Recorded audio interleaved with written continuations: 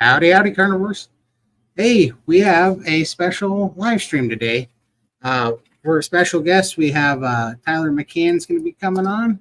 I'll bring him in now, and we are going to talk ranching and an exciting event he has coming up in Wyoming here very shortly. So let me pull him up. Hey, Tyler. Thanks Hey, so much how's for it going? coming on. Yeah. Thank you for having me. Oh man, I appreciate you reaching out, and yeah, I'm very excited to talk about this. We're actually neighbors in a way. I'm right here in Bozeman, and you're in Riverton, Wyoming, aren't you? Yeah, we're just outside of Riverton. So, yeah, in Western standards, that's down the road. Exactly, for sure. That is just down the road. So we were talking a little bit before we went live here, but why don't you take it from the top and tell the people about who you are and how you found Carnivore? Yeah, so I'm a first generation rancher, married to a fifth generation rancher, and we are raising the sixth generation. And we run about 600 pairs, so cows and calves. And we ranch if you were to draw an X across the state of Wyoming, dead center is about 8 miles northeast of where our ranch is. We're a little further west of that. We live on the farm where we grow all our own hay.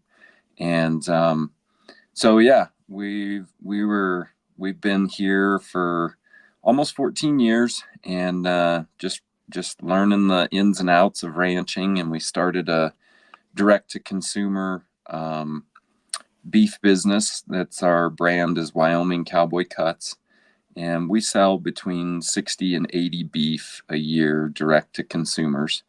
So it's, about 10% of our business is the direct to consumer business. So we noticed the need for everybody would always come over, or anybody that we sold beef to would say, this is the best beef. And the more I heard that, I thought there should really be a way to tell that. And so we started the Beef Roundup, and in doing that, over this year will be the 5th annual Beef Roundup. And last year we were very fortunate, and Dr. Anthony Chafee, the plant-free MD, he joined us from Australia. It was really crazy circumstances how he ended up getting to Riverton, Wyoming, of all places, but he had a great time. And like you and I were visiting about, I'd always kind of had Carnivore in the periphery, and I listened to Meat Mafia, I listened to Anthony, messages here and there, but I wasn't sick, or I didn't think I was sick. And when Anthony was here and the more we got to visit, I thought, I can't do what we do and have him be sitting right here in my house and not at least try it. And I ended up the very next day, started Pure Carnivore, and haven't looked back since. I since realized how metabolically unhealthy I was, and my health has improved, my energy has improved.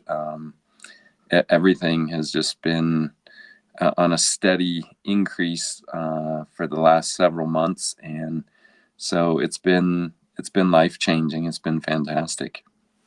That's fantastic. Yeah, and I mean, I can only say I've been doing this about 19 months now, and it only gets better. It only gets better, and it becomes more apparent to me every day that this is absolutely, there's not only is it not hard to sustain, it's there's no reason to go back. I mean, I was just in Texas with a bunch of carnivores for Hack Your Health, and I went to what is that place? In-N-Out Burger, and I got one of those Flying Dutchmen, which is just patties wrapped in lettuce, Yeah. And that stupid lettuce made my right knee swell up.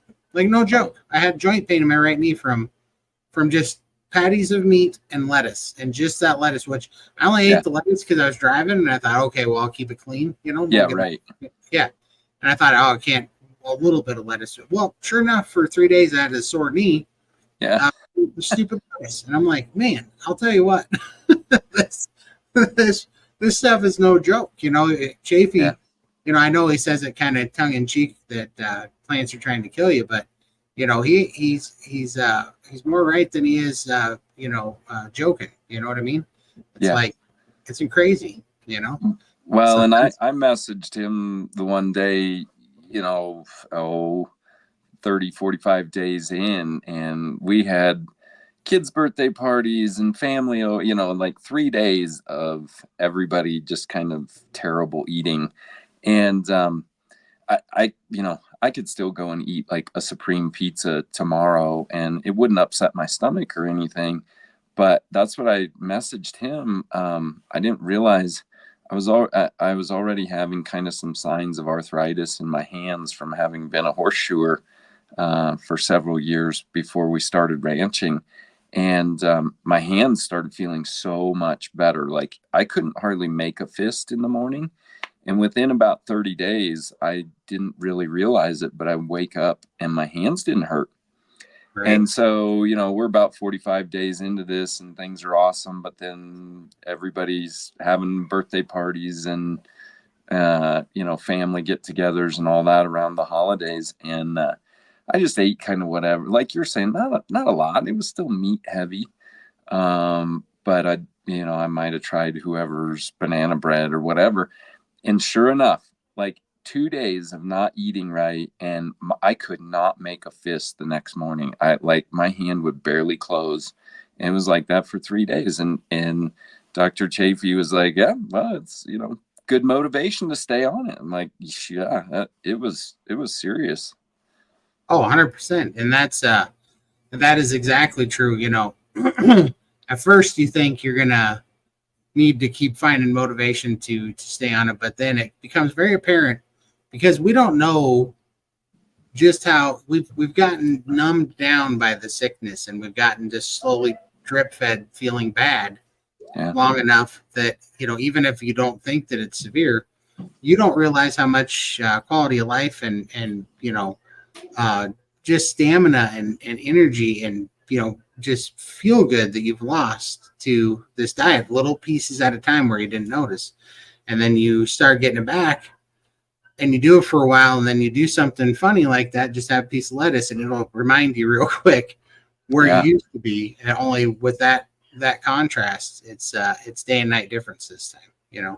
yeah, Like, yeah. And I had a terrible time with sugar. And I still it's been very difficult, but finding some of those little things like frying a piece of cheese or something along those lines to kind of help, or adding some more salt at the end of the day, finding those things to keep and I think being realistic with yourself and like, look, man, it was 45 years getting here. You're 6 months in. Don't like be too hard on yourself. But yeah, it's definitely that there's so much more positive. It's not difficult to find that motivation. no, for sure not. For sure not. And well, and that's why I think that it's spreading like wildfire right now. I think everybody, you can't, it's not a fad diet. It's, there's no huge marketing. There's a bunch of social media presence because there's a bunch of people going, man, this closest thing, like me, this closest thing to a miracle pill that I've ever seen. Just eating the right diet, eating the proper human diet, and Yeah, so I love seeing how it's spreading across the country. And so that brings us to a really great point: is a big part of the carnivore diet is being able to get good meat, yeah, and we take that for granted. And seeing what's coming up, it's so important that we support and get the word out for our local farmers, because people don't realize how there's a big push that's attacking our local farmers, which is really threatening our food supply in a big, big way, more so than anybody can really realize. I mean, uh, what do you think where do you think this kind of attack on beef between the climate angle and it causes, supposedly causes heart disease. I mean, they're always demonizing beef and red meat, period, and animal products. Where is this coming from, in your opinion? Um, we see it in the beef business with the control of the four big packers. You can. I just can't. I simply can't produce with the regulations that we have here in the U.S. I can't produce a full-grown beef for near the price as what someone in, Argentina or Brazil or Paraguay or whatever can. And these people aren't stupid. They run these multi-billion-dollar a year businesses, and I've never met a greedy man that got enough. And so they're not stupid. They understand that they have this really elaborate three-card monte going, and so they tell us that 80% of the beef in U.S. stores is ours, but there's been a very long fight for country of origin labeling. You hear it referred to as MCOOL, mandatory country of origin labeling. And I think a lot of what we see there, and there's really no way to prove it without being behind the curtain, is that there's a lot of demand for our American grain-fed white fat beef in specifically the Asian countries, China, Japan, Korea, and they have spectacular beef of their own. But there's also that always that lure of that American Angus, those kind of beef. And so these guys aren't, they're not buying our beef at a premium price and then putting it in the grocery store for $3.75 for a pound of hamburger. And that, I don't know what the national average is today, but it's been hovering right around there, $3.85, $4.10, somewhere in there. When you know the numbers inside and out, they're not making any money doing that. So why wouldn't they logically buy these beef in South America where they can produce it for a fraction of the cost and bring it here, and then take our premium beef and send it to the Pacific Rim? It's just, like I said, you never met a greedy man that got enough. Right. And so they're making a dollar coming and going. And our beef in our stores, it's kind of fungible in that there's always kind of this same ho-hum flavor. And like one time you'll get a really good steak and you're like, man, that was excellent. And the next time it's like kind of watered down. So there's all of those kind of things that go into what consumers are actually getting in the store. And I agree. I think that there is a lot of globalization behind it, in that there and I don't know if you ever listened to any Mike Calicrate, but Mike was at the Beef Roundup last year. I listened to him quite a lot, and he explains it as strip mining. You look at the Corn Belt, you look at where cow-calf operations are. They go into these rural communities and they find what's most readily available in that community, and they push for that to be the only thing you grow. So you get a lot of monocrop, whether it's, we have a lot of sugar beets where we are, and a lot of beer barley, and then cow-calf operations. And that's about it for our agriculture. There's a lot of hay, but that goes into supporting those others. And so, they've strip mined those precious resources out of our community, and then they put that into that central pipeline of cheap beef, cheap grains, cheap proteins. So there's really a lot that goes into this mega business of our food. And I think we're seeing it with our direct sales business and how we're able to make some very strong economic impact in our community. Those are dollars. When my beef doesn't go, it never goes more than 75, maybe 100 miles in its life, and that's including back and forth. That beef is going to stay within the county for its entire life cycle. That's not economic development that somebody has to go off to school and learn a trade and then come back in and develop a business and do all of these things that within maybe the next 10 to 20 years we see an economic impact. That's an economic impact today. Every one of those dollars is staying within the county. I'm paying the butcher, I'm paying the person that works at the local market, and I'm getting paid, and then I'm paying delivery drivers, and to see that economic life cycle, it really makes that much more evident how the effect of that strip mining. Yeah, 100%. And I mean, that's a huge point. And so, what do you think? How can we get more awareness out to people? To where because I was looking the other day and they're talking about how like McDonald's beef has 1,300 different DNAs in it. You know what I mean? Yeah, that's a big one that's going around. Mike Calicrate's been talking about that one for maybe a decade now. He's been all over that one. But yeah, a lot of people don't know that there's a difference in quality of beef. And yeah, it seems like that I don't know, we're kind of losing that. What do you think? How we obviously with the Rendezvous City Beef Roundup, that is a great tool to get the word out there and to garner support. But how can we kind of get the word out to everybody, including the carnivore community, especially though, where we can help support the ranchers to shore them up, to get that out there so we can start shopping with our neighbors again, Yeah. Well, and that's one of the things that I always comment to everybody. And you talked about it, like they're really trying to demonize the environmental side of it.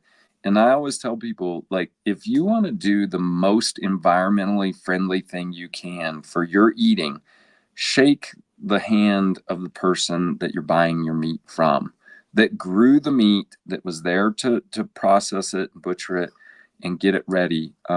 Because you're no longer, bringing that from South America or Canada or wherever. You are limiting that distance that has traveled. That is, whether it's grain finished or a 100% grass finished, grass fed product, whatever product that is, you just like exponentially decrease the environmental impact by just going across the county, going across town. So there are a lot of resources out there. Anymore, I'm so impressed with some of these producers' marketing. I mean, they really have top-notch, professional looking stuff. And so you can get on, there's resources like US Meat and Produce Market on Facebook. They have a great interactive map. There's another one on Instagram. It's My Health Forward.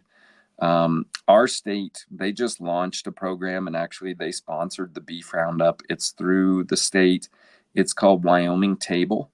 And producers can go on there and list their product. It doesn't have to be beef. We are beef heavy here in Wyoming, which is awesome.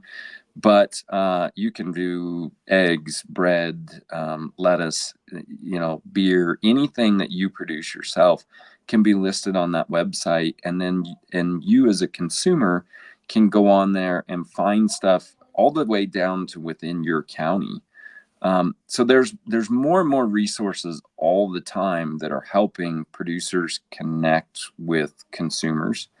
And I think one of my favorite books that I've been doing a lot of is The Art of Natural Cheese Making. And he talks about in the foreword that we have kind of been relegated to either producers or consumers, and we're no longer an active part of that supply chain, that food process. And so, you know, not everybody can grow a cow in their backyard, which, Right. you know, I'm very fortunate in not growing up ranching. I understand how fortunate we are to be able to do that. So, you know, I think even if people can start with just a little thing, if you can start with one or two things of sourcing locally, it's amazing how quickly that snowballs into you're sourcing a whole meal, and then you're sourcing a whole day's worth of meals. And then all of a sudden you look around and you're like, man, I haven't been to the grocery store in a long time. And it's a very satisfying feeling, and it's very beneficial to your health and your local community. For sure. Absolutely. And so so I'll confess for sure, like we get some local, we'll get like a local half cow here and there. Yeah. But I run out of ribeyes. Yeah. So I got to go to Costco to stock up on ribeyes, you know? Yeah. And because you know a half cow only has so many. You know? Yep. If the whole cow was made out of ribeye and the whole pig was made out of bacon, I wouldn't be on this call. I'd be rich enough that we wouldn't be talking. I'd be doing Exactly. great. But I mean, I would sure love to have, you know, see more local beef in the stores. Yeah. So we could just, instead of having to go to Costco and get that, you know, get their ribeyes, how, you know, so is that going to get better, you think, locally? You think that you'll be able to get into more mainstream stores, or did, you know, on the shelves locally, or is does everybody need to have more of a farmer's market, or what do you think the answer to that is? It is. It's difficult. You know, a lot of it comes down to the grocery stores understand the need to be price competitive, and um, that's one of my biggest expenses is the processing. I can actually raise the animal because we're in an area with a lot of grain, and our cattle are always out grazing. I have a few little pastures around the farm that aren't able to be hayed because they're either too rocky or too wet. So our beef is always out grazing on green grass in pasture, but we add a little bit of grain twice a day. One, so that we can kind of keep track of their health, and two, that's predominantly what sells in my area. I sell about 40-1 grain finished versus grass finished beef.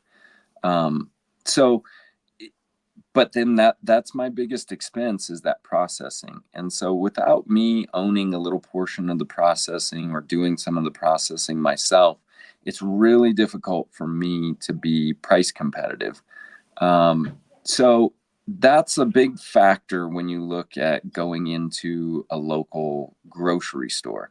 I've had a couple approach me here, and some family owned places, and it's very difficult for us to build in enough profit margin for them to be able to have those sales on a regular basis. So that's a big limiting factor, but you do see more. We have an outfit here that they bought up a processing facility of their own, and they're doing, you know, between 2,400 and 3,000 of their own cattle a year, and they are actually getting into some of the local grocery stores. So I think, you know, like you're talking, buying a whole or a half is honestly the best value for both the rancher and the consumer, because then, you know, it makes it really simple for me. And then you, like you said, you know, you have X amount of beef for whether that's 6 months or a year's supply. But I think you will start seeing some of those options start developing, because there is more demand for it all the time. And I'm always surprised, like, consumers are really paying for that. um, it isn't like for yourself as you're doing more of this for your health. Unfortunately, money always comes, that Yeah, budget always factors in. That's never going to be something that you just don't have to deal with. it does, but if we can get the message as carnivores out there that carnivore really is cheaper than the standard American diet, Yeah. it really is.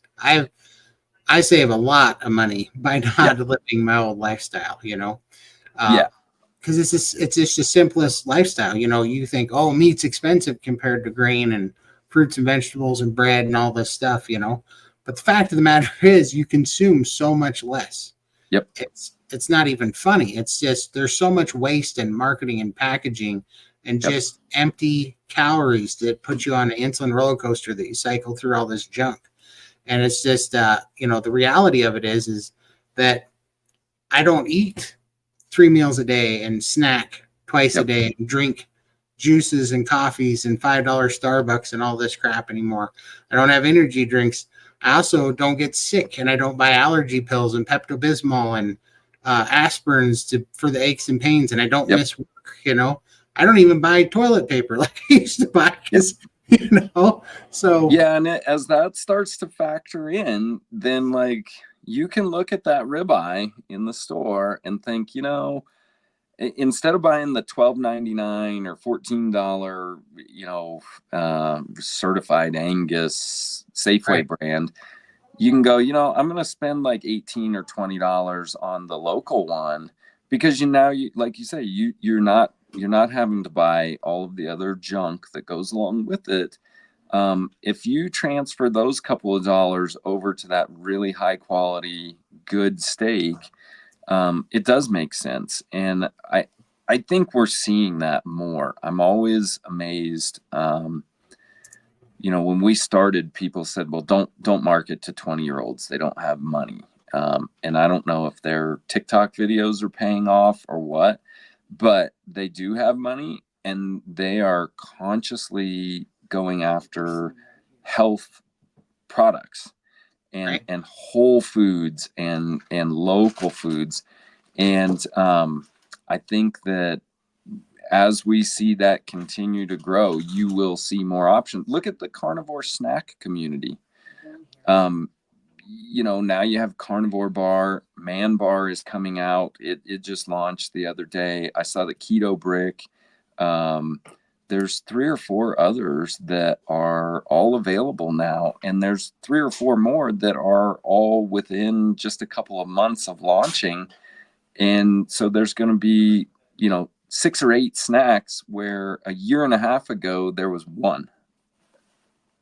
Exactly. And they're, I love, we did a live stream in Texas there with everybody, and Carnivore Chris sponsored us. And what I love about them particularly is they are carnivores. They are in the carnivore sphere. Like they know, they're part of the community, and that's huge. And I love, and this would be a great tie into the Rendezvous City Beef Roundup.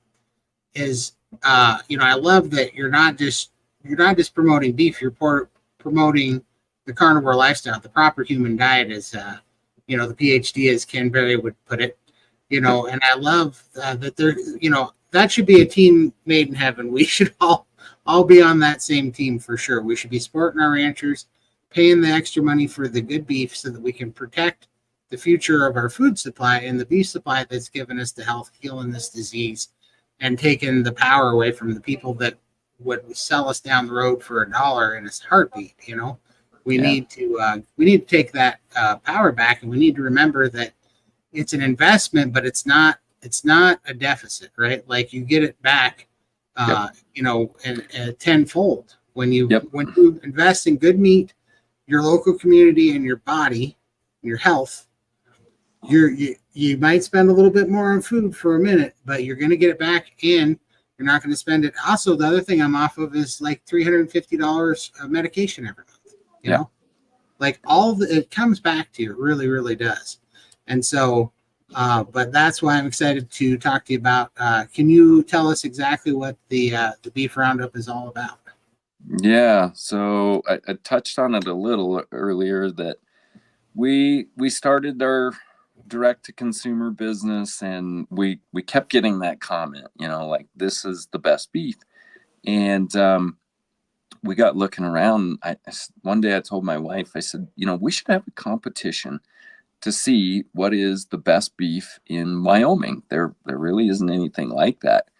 And I think she regrets it some now, but she said, yeah, I think you should do that, And so 7 years later, we now have the fifth annual beef roundup.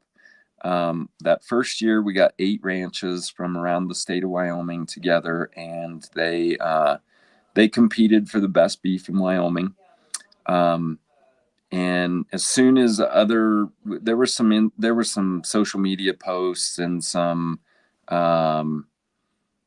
news articles and stuff that came out, and I immediately had producers from other states contacting me and saying, we don't know how you're getting this done in your state. We couldn't do anything like this in our state. Can we compete?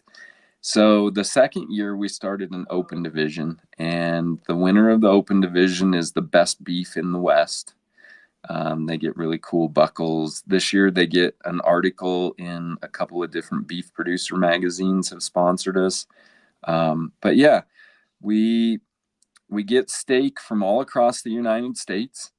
Last year's winner was from Michigan, and we cook it all exactly the same.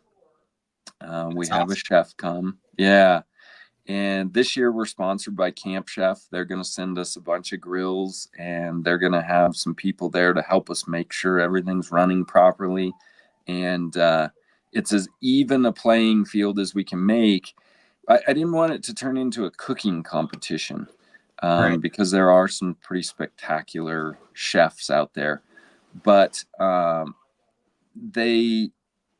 everything gets cooked exactly the same. And in the open division, we have celebrity judges like Dr. Anthony Chafee. This year we have Dr. Sean O'Mara, Dr. Lisa Wiedemann, Jake Thomas from Life Like Jake, Bella Steak and Butter Gal.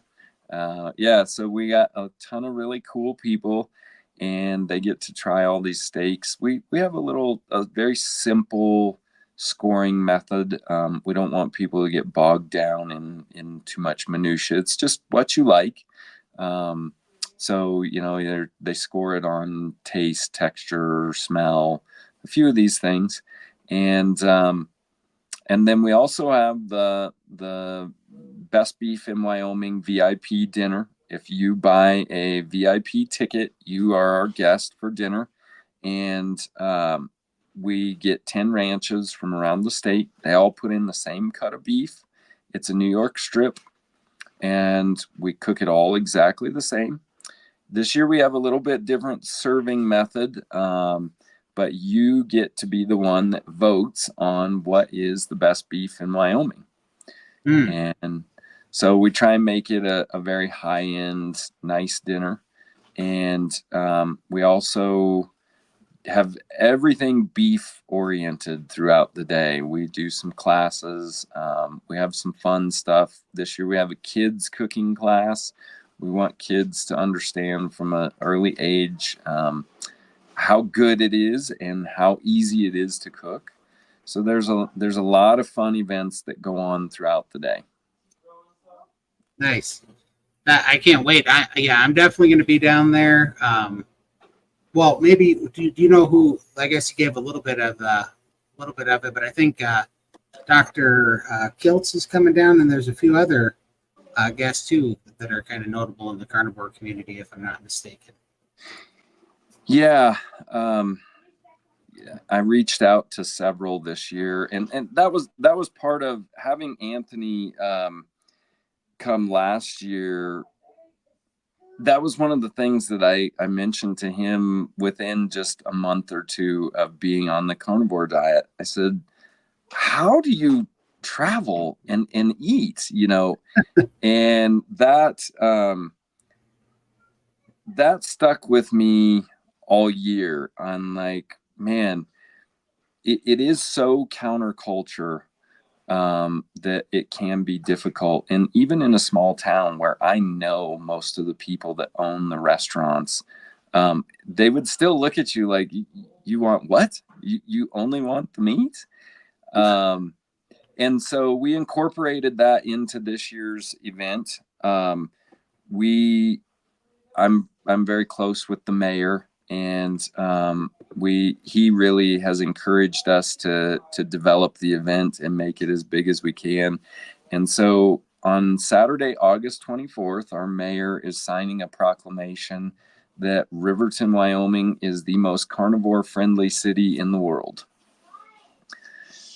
And we will have we've got together with some of our restaurants that are chamber members, and they will all have a pure carnivore option on the menu. So you can walk in and just order the carnivore special.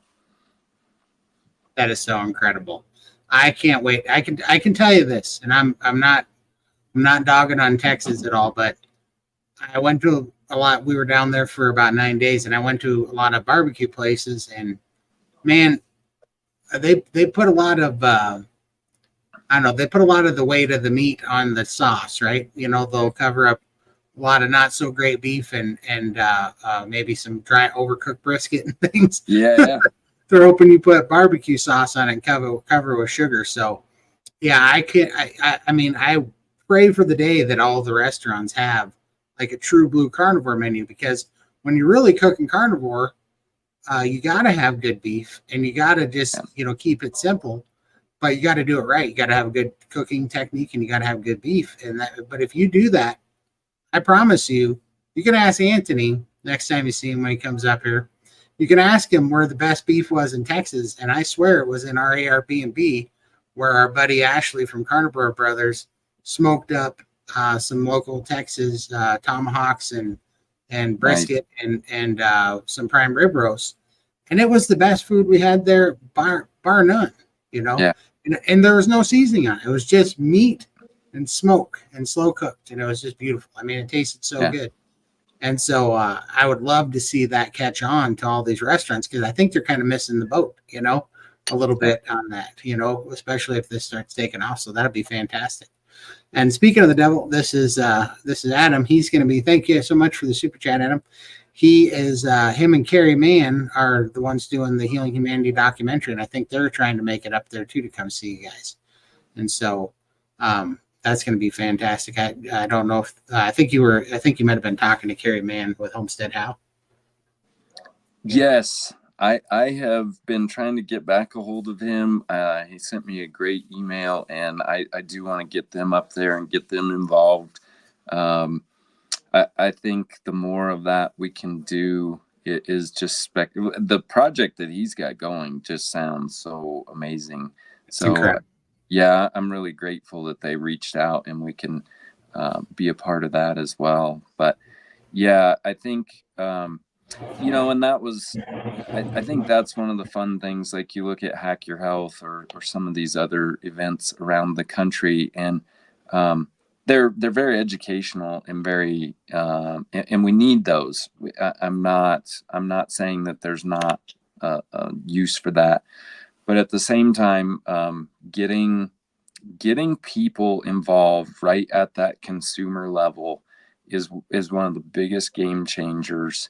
And having this kind of festival atmosphere.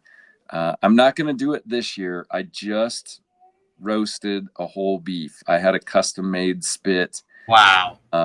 Yeah, we did our church camp last week, and that was quite a undertaking to do a whole beef, but it turned out, and like you're saying, it was literally just we put a little bit of Worcestershire and vinegar kind of to keep it moist, but we had wood and charcoal and fire, and we sat out there for 20 hours and turned this beef a quarter of a turn every 5 minutes. And that's awesome. It was literally one of the best prime ribs I've ever had. Like, when I cut into it, I'll send you some pictures. It was amazing. And everybody just really oohed and awed over it. So There is something really powerful about that simplicity. Yeah, absolutely. I love it so much. And it's funny. You might be, because how long you been doing carnivore? A couple months now? Yeah, about 7 months. Yeah, Oh, eight that's months. really good. Have you noticed that you can start, your taste comes back? It hasn't been, Yep. when you're eating all the hyper palatable processed crap, it kind of dulls your taste down. All of a sudden, your taste and your smell starts coming back, and all of a sudden, you can taste all the real flavor in meat instead of, it's just this covered up, hyper palatable, over flavored, nonsense that we gotten so used to. You start getting your taste back for, real meat and animal fat, and it's quite delicious, really. You know, let's see. Yeah, it's been really fascinating to see how things have changed. And like you say, you kind of try, you don't do something even like for a week or 10 days, and then you kind of go back to, oh, like I used to put this seasoning on my meat or whatever, and you're like, whoa, that is like way too much. I can't do that anymore. It's amazing how quickly your body is like, thank you for just getting back to the basics. Exactly. I know. And then if you're one of the people like me that has some weight to lose, and people always say, well, what do you do when you get palate fatigue, or if you get meat aversion or whatever? It's like, I fast, because there's nothing that makes steak taste better than not having it for about 36 hours. And Yeah. then it'll taste fantastic. You just like God meant it. You get out there and you work, and you don't have your steak for a little while, and you'll appreciate it every time. I promise you. Yeah. And I would add to that, work cows. If you work cows, there's nothing that will make you want to eat one more than having to go work them all day. So if you ever get that again, holler and come over to our house, and we'll run a bunch through the chute one day, and you'll be ready to rock that night. That's awesome. Definitely, I will send them your way when they start complaining. So. Yeah, it'll be great. We'll get a little free help, and they'll just be right back on the straight and narrow. I did want to touch on too. Can you tell us, audience especially that might not know, what is regenerative farming? So that's a big subject. And we're going to touch on that more this year at the Beef Roundup. This year is the first year that we've had a regenerative division. And so that's a big subject. So there is a lot of information out there now, and they're starting to focus it in more, and we're starting to get a little better definition, to where you can have that elevator speech. But ultimately, it is revitalizing the health of the soil through animal grazing. And when done properly, if you look at like a white oaks pasture or a polyface farm, there's several of those. Those are kind of the biggest. There's several of those around the country that are really inspiring that whole movement. And so I think you're going to see a lot more of that in the years to come. But we had a kind of a difficult time this year, and obviously if there's any producers listening, jump on the website and enter your beef if you're a regenerative rancher, because we'd love to have 10, 12, 15 enter that division the first year. But when you see what's the restaurant in LA that it was in the news again the other day, that people were there protesting that she went from a vegan restaurant to a regenerative. She put meat back that was solely regeneratively raised, and people are losing their minds. They were protesting a restaurant, and she has done a spectacular job. I actually invited her to come and be a celebrity judge. She has all wild raised, any of her pork is wild raised boars that have never been in confinement. They were never castrated. she's working on a really good beef source. I think she has a buffalo source that's pasture harvested, everything. I mean, she's really done a spectacular job. But there is it's the short version is that you're revitalizing the soil through animal grazing. But I think we're going to see there's actually a focus group in California, of all places, that is coming up with an industrial definition of regenerative ranching at this point. But it's one of those things. We call it stewardship.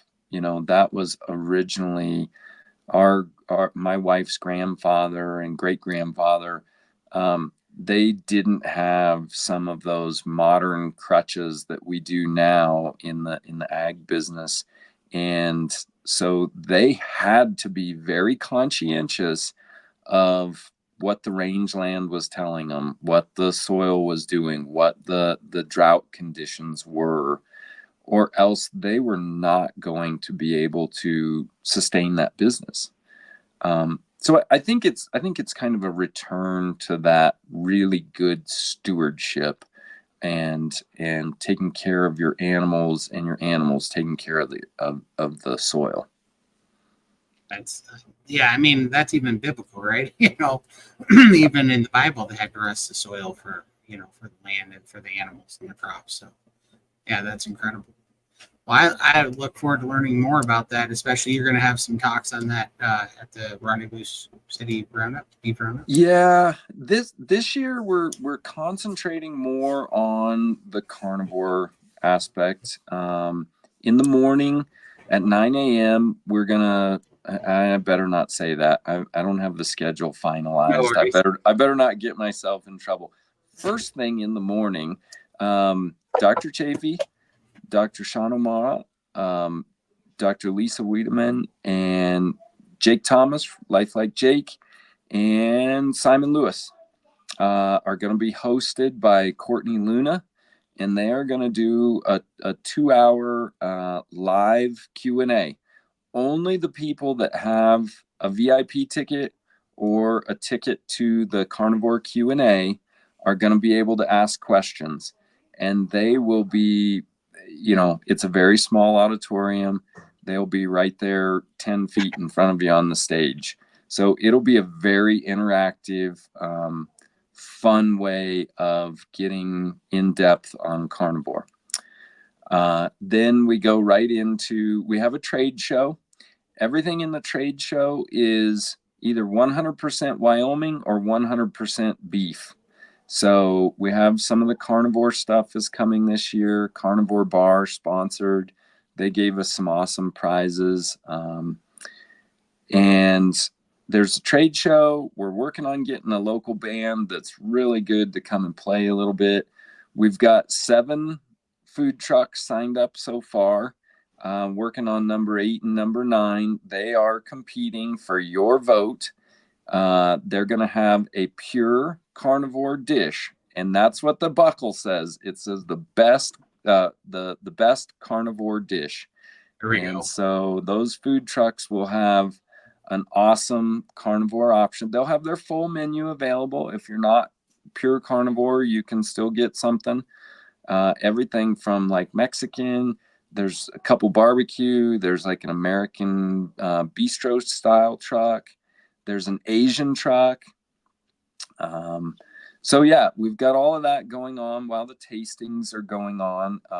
The celebrity judges are going to do the open division and the regenerative division. I know Dr. O'Mara wants to be on the regenerative.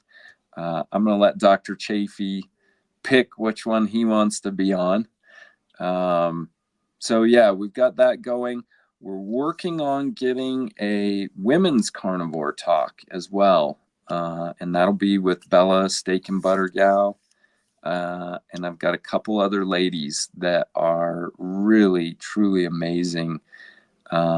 They are coming, and you have to have a VIP ticket to get into that. That's going to be in one of the main, all of this is in an ag and equine complex. So all of these are in arenas. All of our vendor spaces are in the, you're on the dirt. There you go. Bring your boots. It's very Western. The VIP dinner it opens the doors at 5:30 in the evening. You get, if you buy a VIP ticket, you get an amazing swag bag. There's always, all of our sponsors throw stuff in. Some of our vendors throw some stuff in. The bag itself is like a really cool soft side cooler. There's a different one every year. This year you get an apron that has the logo on it, like a really nice barbecue apron. Some fun stuff in there. You get a little beer glass. That's what we have on all the tables for water, is a little beer glass thing.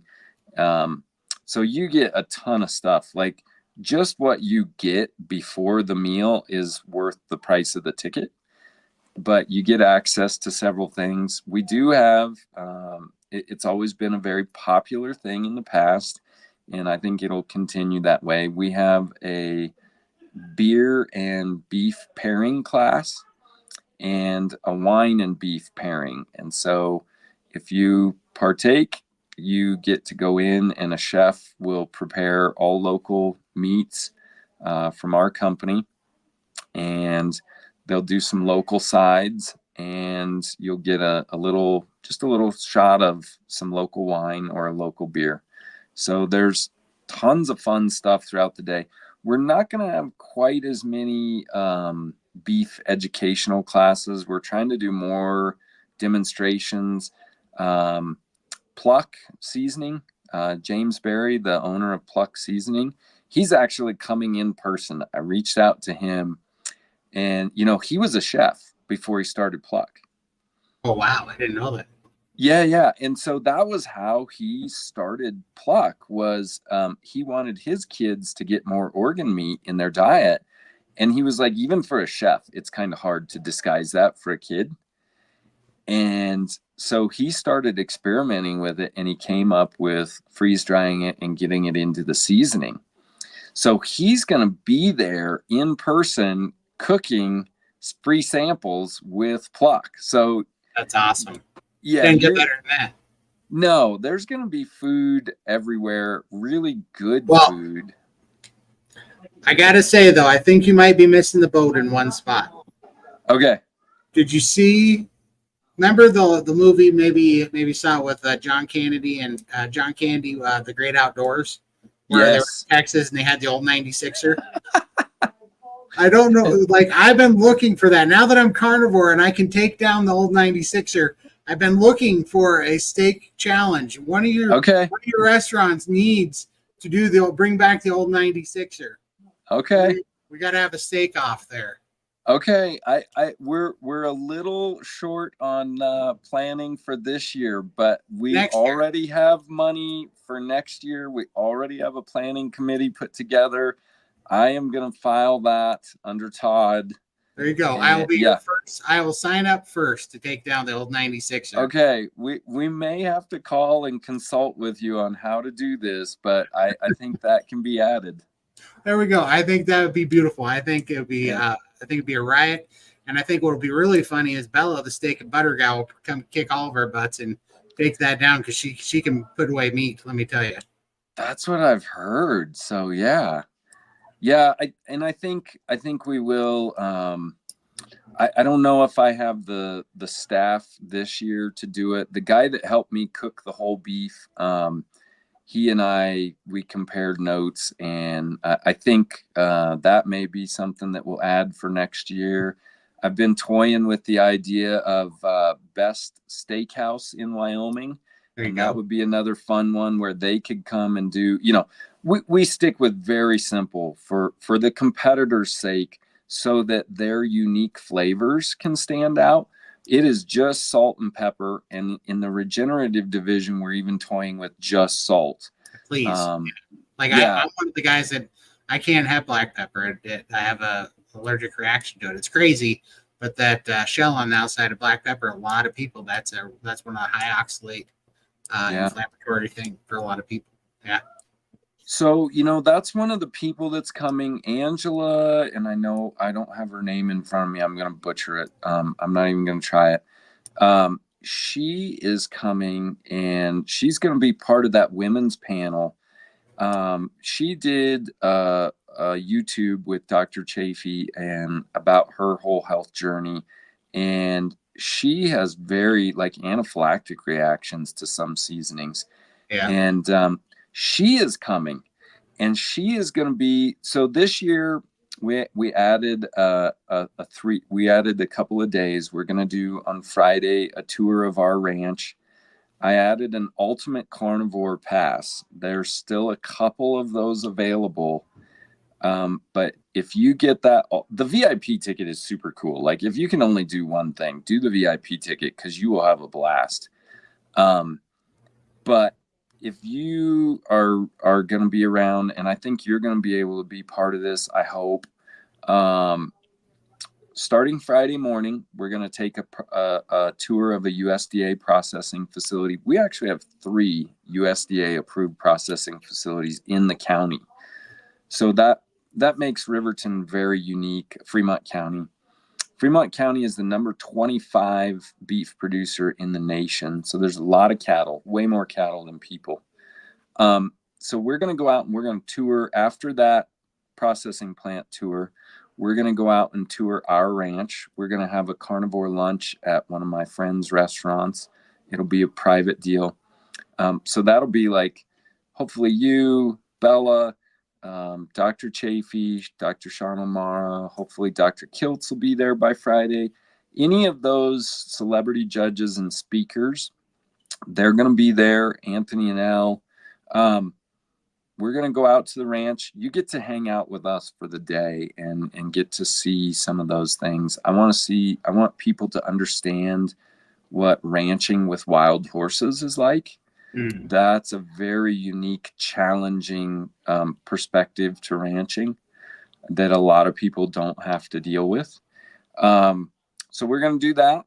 Then we're going to go back to one of the sponsor hotel and casinos, and we're going to have the producer party. And it's just those celebrity judges and the producers. We're going to get together, have a good time, have a local meal as well. Then Saturday is wide open. It is just all day. There's stuff going on. We're trying to squeeze just a couple more things in. And then Sunday, we're just, when Dr. Chafee was here last year, we kept joking about how this was the after party at our farm. We all sat out on the deck. Not all of the steaks get cooked. And so I had all of these thawed out steaks, and we just sat around, hung out. We drank raw milk and ate steak and butter pretty much all day. And so we decided, you know what? And Anthony kept saying, like, you could sell tickets to this too, right? And he was joking, but I sold tickets to it. And so there's only 10 of those. I think there's only like 4 or 5 of those ultimate carnivore passes left, but you will literally just be hanging out with us for 3 days. So it will be a blast. That's awesome. Well, man, I can't wait. It's going to be a good time. I'm going to try to get there. I'm probably going to drive down Thursday night, I suppose. Yeah. Get there for the works there. But yeah, it's going to be a great time. I can't wait. I can't wait to try the beef. I'm going to have to try, each one of those 7 food trucks 3 or 4 times. Make sure I give them a fair vote. I think that's the best plan. Yeah. Yeah. Go front to back to front, and then work your way from the middle out. I like it. I'm not scared of a good challenge. So, and then I can't wait. Next year, I will definitely be up for the old 96er challenge. Okay. Get that put up there. So. Okay. We'll work on that. Yeah. For sure. No, I'm really looking for it. And so one thing that we didn't even mention, it all is for a good cause. This is for a scholarship program. I am partnered. Central Wyoming College is where we host the event. They, and you hear community college, and I think a lot of people think like an office complex or something, like night school, you know. This is an $18 million ag and equine facility, and it is state of the art. It has a full blown USDA processing facility inside of it. And so you'll actually get to see some meat being cut. We're working on the details. There's some hangups there as to whether or not you'll actually be able to see meat getting cut that day. But we're going to do some videos on Friday. But ultimately, we're raising money for that meat sciences program so that we can have a scholarship. And if there are young people out there that are interested, this program is totally hands-on. They will be cutting meat every day as they're learning in this program. And so that is one of our biggest, that was what COVID exposed. We probably just got your whole show flagged saying that, but that's well, I say way worse things about our government. Okay. COVID. So They that was one thing that we exposed, was how fragile that supply chain is. And we all of the butchers are similar to the ranchers and the farmers. They're all aging out very rapidly, and there's not a steady supply of young people coming into those jobs. So that is the overarching thing about this, is we really want to fund that. And we want to fund the regenerative ag program there at the school as well. So, you know, even if you can't come, jump on the website. It's beefroundup.com. There's some fun merchandise. Like this year, the official shirt is "I got meat sweats at the Beef Roundup." So pick one of those shirts up. We did, you know, we got this hat. We got the "I Love Beef" Wyoming license plate hats. We did make cooked beef rare again. We did can't do beef, can't do me t-shirts and bumper stickers. So there's a lot of fun stuff on there. If you can't make it out for the day, start planning for next year, because we will do it again next year. But if you buy a couple of those products, we'll ship them to you, and the proceeds from all of that are going to help fund the scholarship as well. So there's just a lot of good, and it's really cool to see all of those things developing in our community. absolutely, that is fantastic. Well, I cannot wait. Also, for your personal,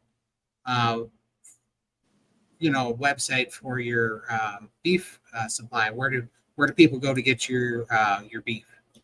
So yeah, it's WyomingCowboyCuts.com. And we are so busy within the state. We do free shipping anywhere in the state. We use a refrigerated service that right now we just don't have enough supply to ship out of state. So I really appreciate people doing that, but I kind of encourage them to find someone as close to them as possible. As much as I would love more business, I'm really, really grateful. We have a super loyal following. That's awesome. Yeah, I have 3 retail outlets throughout the state, 2 within the county. And, we sell everything from a single pound of hamburger all the way up to a whole cow, and the same with pork. But yeah, I love having people, if you want to check us out, do that. But really, we're just promoting the Beef Roundup, and it's Beef Roundup on at Beef Roundup on Instagram. We still haven't been able to change the Facebook page. It's Rendezvous City Beef Roundup, and beefroundup.com. Right on. Well, I can't wait, and we're definitely going to be doing some live streams from there to pump it out, and we'll definitely keep putting the word out for you. So, yeah, I sure appreciate your time, and I appreciate you guys all tuning in. And we did have a couple of questions, I think. Yeah, go for it. Let's see. One was just okay. There we go. One was what was your website? So we covered that, and the other one, wasn't sure about this one. It says, Todd, I heard in Montana only 8% of the meat eaten there is from Montana cattle, 92% from outsource and even other countries. I don't know about that. You might have some insight in that, Tyler. I would buy those numbers. Yeah. I mean, I don't know the particulars of Montana, but that's not that far off. I think, unfortunately, that would probably represent a lot of states. I don't think you're going to get, you might get into that 10, 12%, but I don't think anybody's over about 15. I gotcha. So that makes sense. And then Lindy wants to know, do you ship to Australia? I'll send some. That would be good. We'll put it in his carry-on. And no, I wish we could. There's limitations on that, but there are some great producers there as well. I've actually a few contacted us. We are going to try and figure out how to do international in the next couple of years, but I wish I could go to Australia, but unfortunately not. Next time, I'm actually going there to meet Lindy there. We do a podcast together, Lindy and I and Michael on Sundays, and she just came up to Texas, so we're going to that deal in November, I believe it is, in Australia. So we're going to go to Chafee's stomping grounds and Lindy's, and so we're gonna have to pack our bags full of meat for them because they trim all the fat off their meat in Australia. Yeah. And so that's what Lindy was saying. She's like, "Oh man, the steaks are so much better in the U.S. because ours are so lean, Yeah. So that's awesome. Yeah, there's a lot goes into that, and that's one of we didn't really touch on it, but that's where a lot of our trim, our fat and things, a lot of the ground beef that you're getting in the grocery store is that lean ground from other countries, and then they mix in our fat trimming from here because our feedlot finished cattle, and I don't have any problem with feedlots. I don't do it personally. That's my decision. But I do understand the need for that industry. They have so much additional fat that we can add that trim back to that lean ground from other countries. So that's actually a lot of what you're getting in the store is that mix. Right.